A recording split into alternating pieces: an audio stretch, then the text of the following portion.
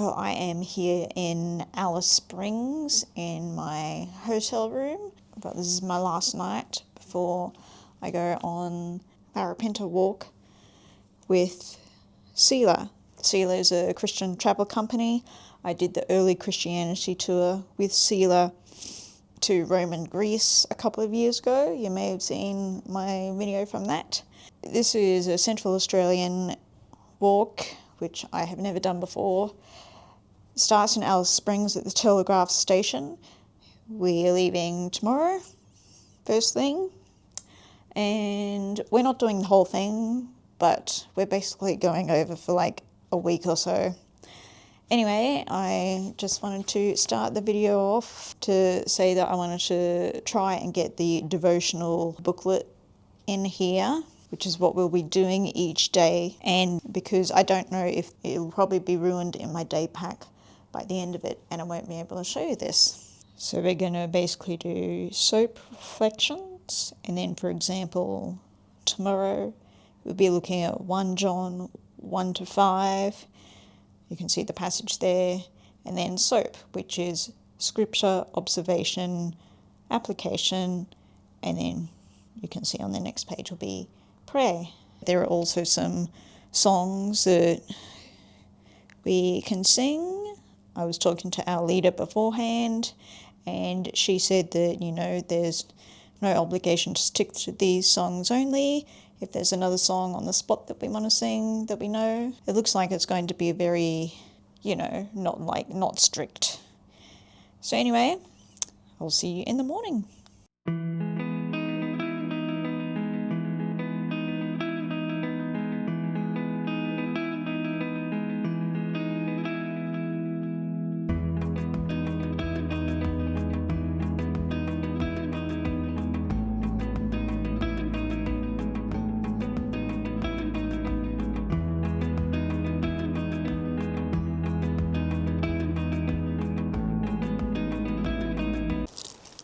Okay, we're on day 2 of the Larapinta.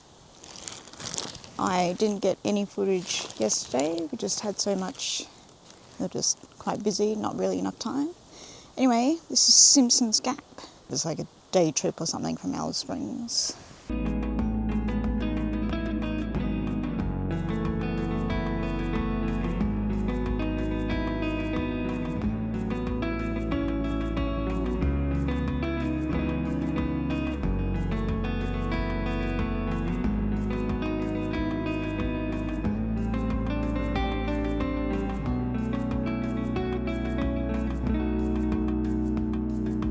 Today's devotional we are doing is Genesis chapter 1, verses 1-3, and then 31a, which is basically, in the beginning, God created the heavens and the earth. And then 31a is, then God looked over all that he had made and saw that it was very good.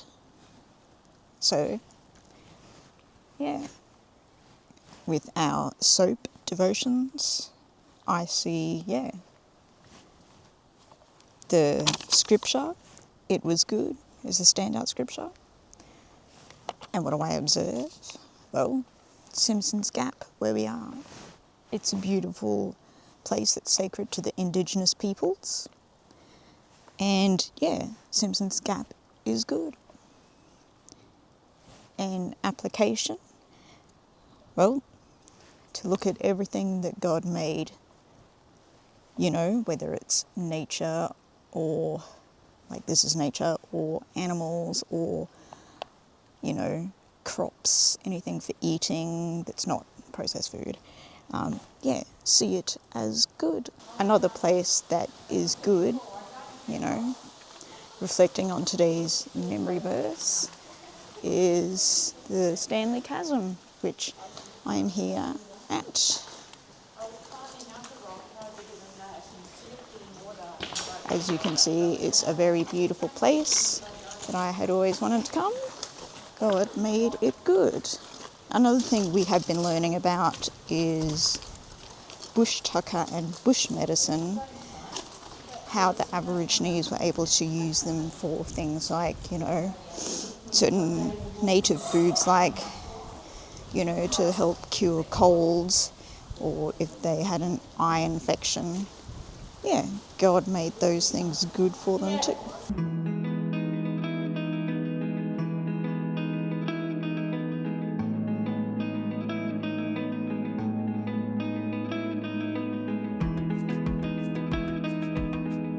This is the ochre pits, which I had literally never even heard of until this trip.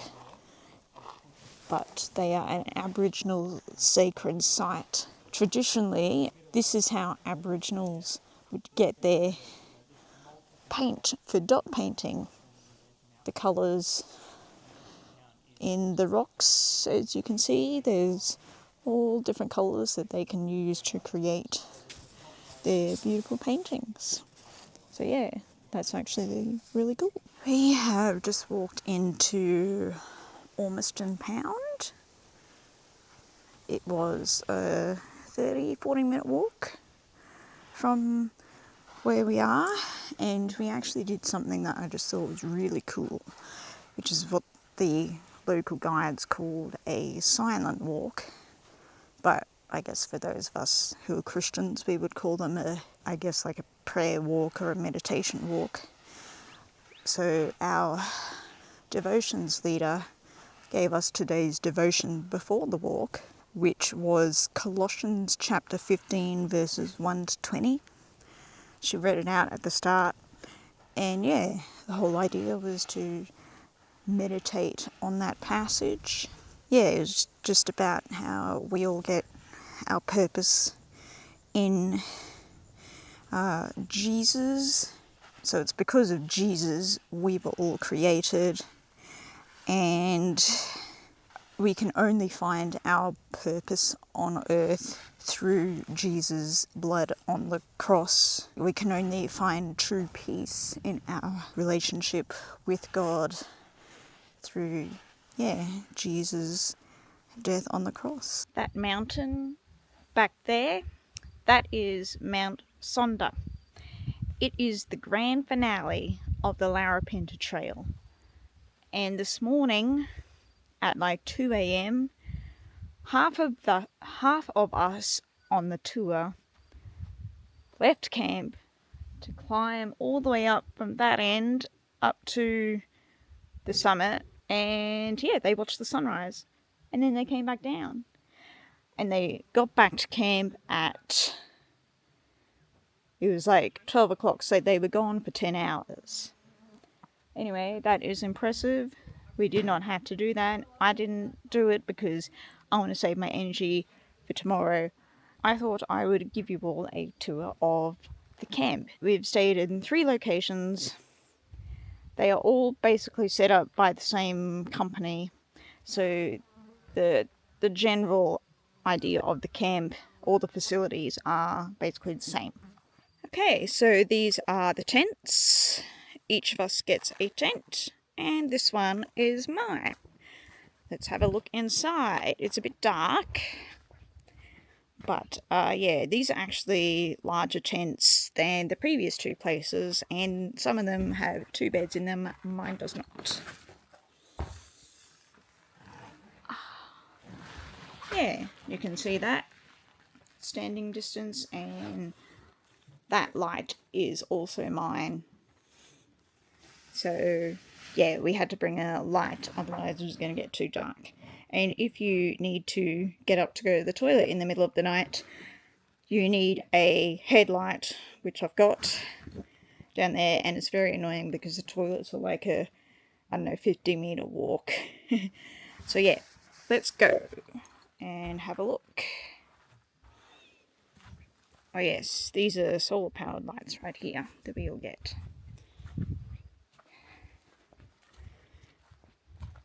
As you can see, we're here in the middle of nowhere.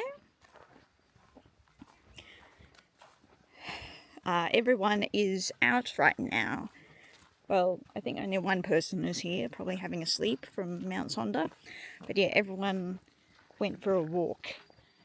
A place called Glen Helen, which I haven't been to. Okay, so we've passed the tents, And I will start off by showing the donkey, which is where we get our hot water for all kinds of things, like, you know, showering and hand washing and stuff. And yeah, you can't always have the water on. I like the red, because we're in the red centre, the centre of Australia. Okay. This is the donkey. It is basically a gas thingy. So we turn on this tap. I won't fully turn it on right now. Fill up the bucket however we like. And pour it into here. However, this donkey has to be turned on because it's gas. It has to be turned on for half an hour for it to fully heat up for a proper, for proper using time. Anyway, you pour it down here and it should come out here nice and warm. The longer the donkey has been on, the warmer it will be.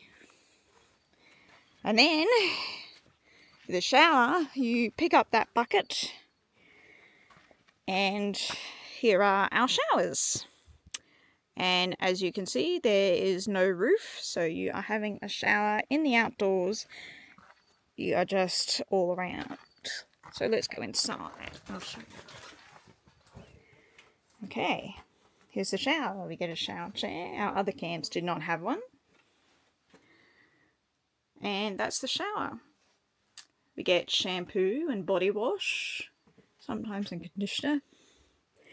Okay, so we lower this,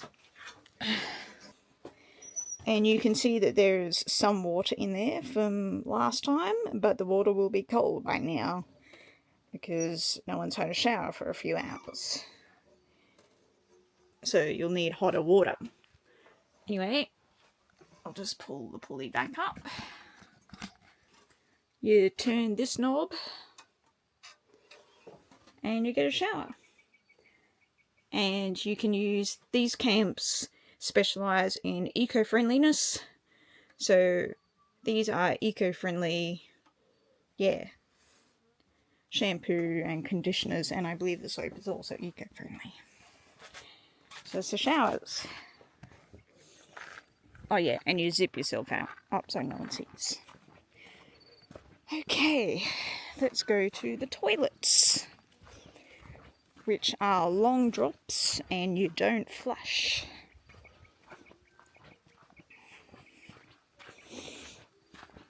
This whole experience, which is basically glamping for us, but we have local guides who have been leading us on all the trails. They are pretty much, they're more camping because they're doing all the cooking and stuff for us. They're the ones that have to set up the tents. Okay, the toilets. Let's show you them. There's two of them. This one, the door's already open. Here we go. The toilet. Got a bin, toilet paper. We may need to ask the guides for some more. So you don't flush. And you can't wash your hands here. You wash them over here. So this is the camping, the hand washing and the toothbrushing station. So let's have a look. Here's a mirror. Hi. And we've got, this is the eco-friendly soap and some water. Again, this will also be from the donkey. The guides set these ones up for us. So if we're washing our hands in the middle of the night, it'll probably be freezing. But yeah, here there is no towels. So, to wash our hands, these buckets have holes. We dip them in here, hang it up, wash our hands, blah blah blah. And yeah, because this is eco-friendly, they encourage us to tip anything else back in. Yeah, and so same kind of thing for our teeth. Brush our teeth, grab some water to spit, cup our hands. So yeah, that is the toothbrushing station and hand washing station. So let's now go and look at probably the most exciting part, which is the cooking, dining and lounge room area, which is under this big tent here. The previous two tents were material. This one is, the roof is made of wood. So that's probably the only main difference with these tents. Whew, you can see the walking distance it is.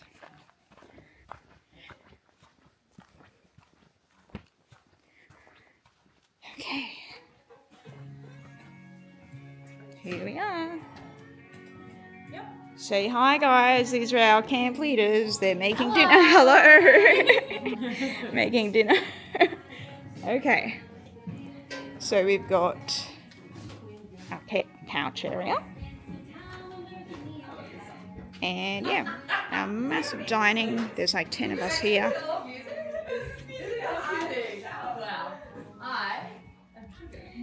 And yeah, tea, coffee, biscuits, hot chocolate if you want some, and cold drinks.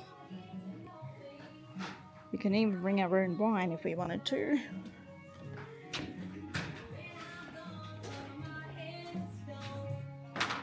So yeah, that's the cooking section.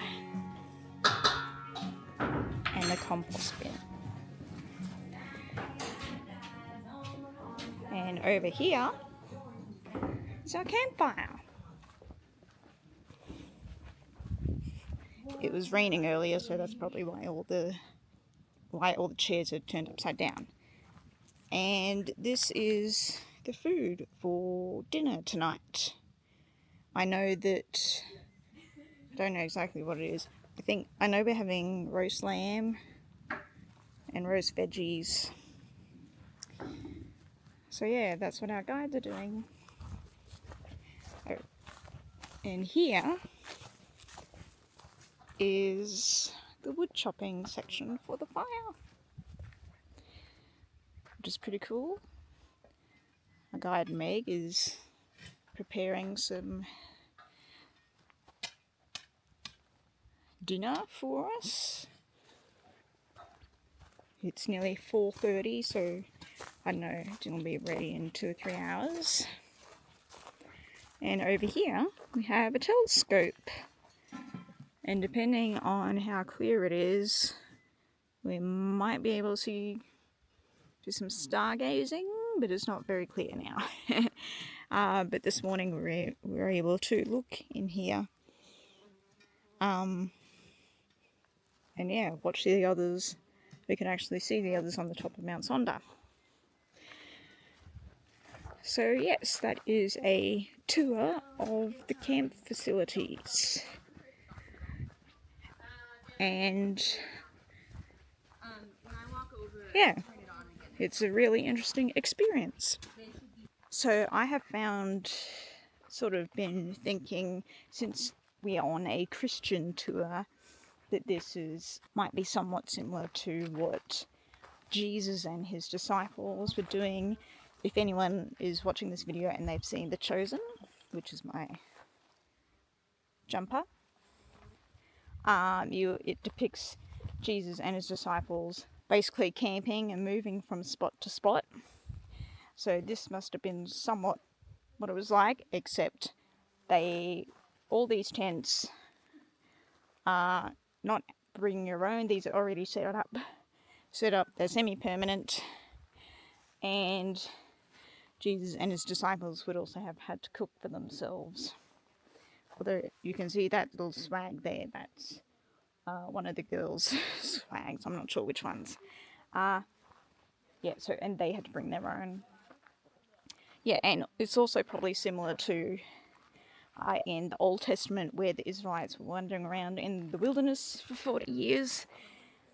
They would have had to come and set up the camp in their whatever tribe they were in. We have arrived at Memory Mountain, where you can see that mountain with that cross on top. Local Aboriginal people who are Christians wanted to install this cross, and it had taken them years to do so. They've finally been able to do it, and it seems to be a hidden gem. Not many people know about it. Officially opened on Good Friday 2023, so it's still new, and I think they're still developing like tours and whatnot. We are going to climb up there and spend some time with the Lord up there. I just went to the toilet. Yeah, it's pretty not nice. There's no door to the toilet. There's only one toilet for both males and females. There's no door, no tap, no toilet paper. You have to bring your own toilet paper, and there are like flies over the top of the toilet. So they really need to work on it. You can probably see in the distance my tour group are all queuing up to use the toilet.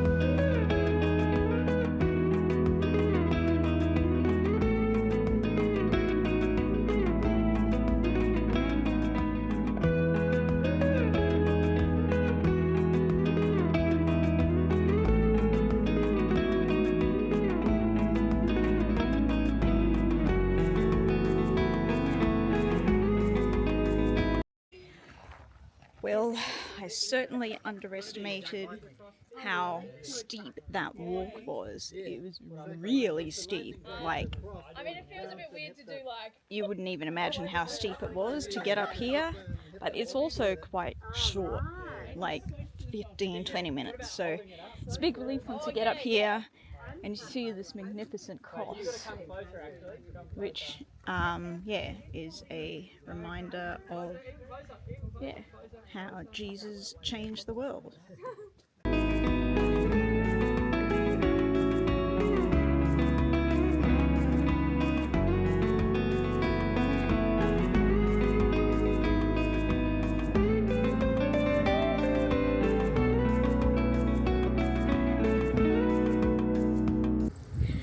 Okay, so we have just returned to the base of Memory Mountain, and now that I can say that I've been here, I would say I was really excited, looking forward to it. Now that I've been here, I would say that's not really the goal, to excite people, but the goal of the monument is to be a reminder of God's forgiveness and the peace that He brings. It's more supposed to be a symbol of not like remembrance, but how God brings together all people together. I guess I would have thought, because I know that they're still planning and developing this place. I guess I thought one thing, it would be nice if there was like a Bible verse or something that would be appropriate. But aside from that, yes, it was really nice.